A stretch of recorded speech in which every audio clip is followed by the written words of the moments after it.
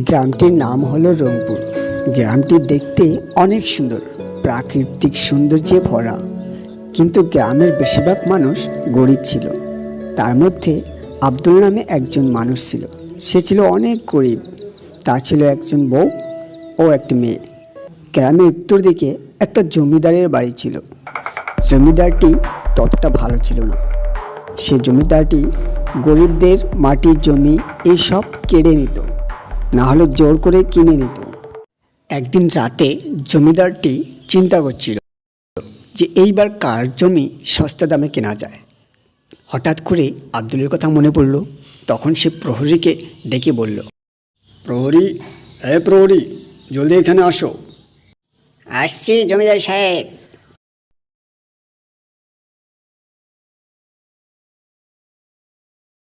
আমাকে ডেকেছেন জমিদার সাহেব?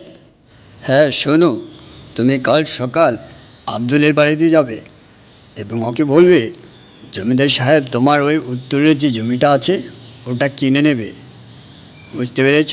ঠিক আছে জমিদার সাহেব, কাল আমি ওখানে যাব। এই বলে প্রহরী ওখান থেকে চলে গেল। তারপর রাত করে সকাল হলো। হাঁটতে হাঁটতে প্রহরী সে আব্দুলের বাড়িতে যেতে লাগলো। আব্দুল চাচা, আমি আপনাকে একটা খবর দিতে যাচ্ছি। আমার জমিদার সাহেব আপনার উত্তরপাড়ার যে জমিটা আছে ওটা কিনতে চাইছে। এবার আপনি বলুন ওই জমিটা কত হলে আপনি বিক্রি করবেন? প্রহরীর এমন কথা শুনে আব্দুল চমকে গিয়ে প্রহরীকে বলল, দেখো প্রহরী, আমার শুধু ওই জমিটাই বাকি আছে, আর কিছুই নেই। আমার আছে বলতে শুধু ওই জমিটুকুই। সেই জমিটা যদি আমি বিক্রি করে দেই, আমি সংসার চালাবো কিভাবে বলো? জমিটা বিক্রি করে দিলে আমার যে আর কিছুই থাকবে না। দেখো আব্দুল চাচা, আমি অত কিছু জানি না। আমাকে জমিদার সাহেব এই কথাটা জানাতে বলেছে, আমি জানিয়ে দিলাম। এখন তোমার ইচ্ছা, তুমি যদি জমিটা বিক্রি করো সেটাও তোমার ইচ্ছা, কিন্তু তুমি জমিদার সাহেবকে ভালো করেই চেনো।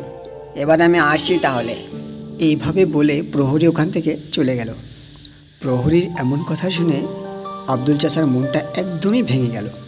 সে বুঝতেই পারছিল না এখন সে কি করবে। সে এখন অনেক চিন্তিত হয়ে গেল।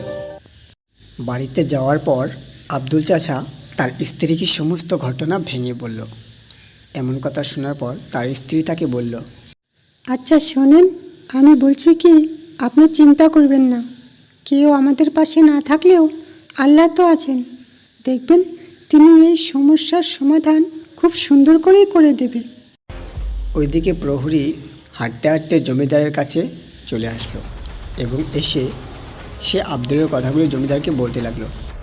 জমিদার সাহেব, আমি আব্দুল চাচাকে অনেক বুঝালাম, কিন্তু সে সেই জমি বিক্রি করতে একদমই প্রস্তুত নয়। কী বললি? জমি বিক্রি করবে না? দাঁড়া, সব কিছু আমিই করব। এই বলে জমিদার সাহেব তার গাড়ির ওইদিকে যেতে লাগলো এবং গাড়ি নিয়ে আব্দুল চাচার ওখানে রওনা করল। জমিদার সাহেব আব্দুল চাচাকে ডেকে এনে হুঙ্কার দিয়ে বলল, যেইভাবেই হোক ওই মাটি তার লাগবেই। এমনভাবে বলে জমিদার সাহেব গাড়ি নিয়ে ওখান থেকে চলে গেল। জমিদার সাহেবের এমন কথা শুনে আব্দুল চাচা একদম নিরাশ হয়ে ভেবেই নিল এখন জমিটা তার হারাতে হবে।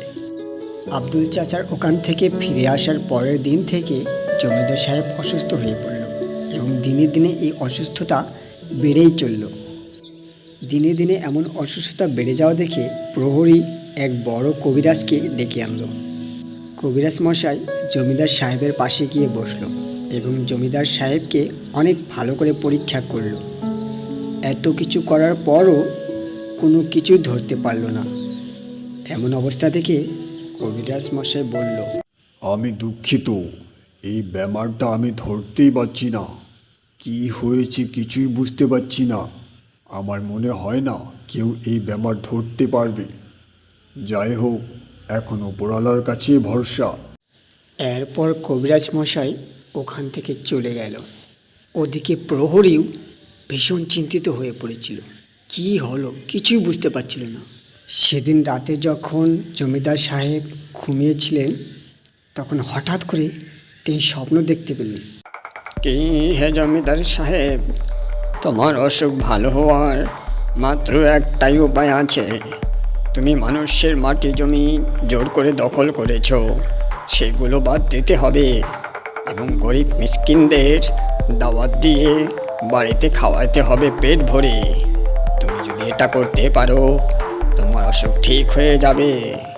এরপর জমিদার সাহেব গ্রামের যত গরিব মিসকিন লোক ছিল সবাইকে দাওয়াত দিয়ে খাইয়ে দিল এবং গরিবদের মাটি জমি যেগুলো দখল করে নিয়েছিল সেগুলো তাদেরকে যতটুকু সম্ভব সব ফেরত দিয়ে দিল এবং প্রয়োজনে টাকা দিয়ে তাদেরকে সাহায্য করতে লাগলো।